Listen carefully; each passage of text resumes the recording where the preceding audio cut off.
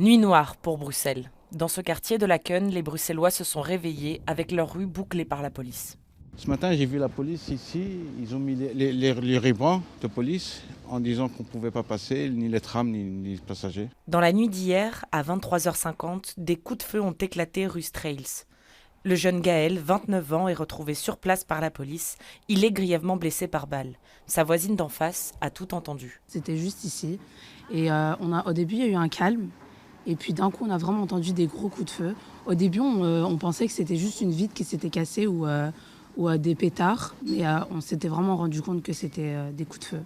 Après plusieurs tentatives de réanimation, l'homme succombe à ses blessures. C'est le choc pour les habitants de la rue calme de Laken.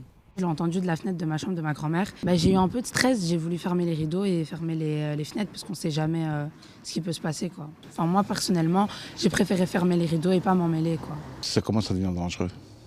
Les fusillades, une balle perdue, c'est vite pris. Bien sûr qu'on stresse. Le mal peut arriver partout. C'est triste. 3 heures plus tard, à Saint-Josse, des coups de feu sont tirés sur une voiture. Ici, rue de la Prairie, c'est un homme de 28 ans, originaire de Schaerbeek, qui a été lui aussi retrouvé grièvement blessé. Il se trouve actuellement entre la vie et la mort. Des impacts de balles se trouvent toujours sur la devanture de ce magasin. À ce stade, aucun lien n'est établi entre les deux événements. Dans le quartier, le silence règne. Les habitants sont désemparés. 2 enquêtes sont ouvertes par le parquet pour déterminer les circonstances des faits et tenter d'identifier leurs auteurs. Depuis le début du mois de février, on compte près de 6 incidents de ce type à Bruxelles.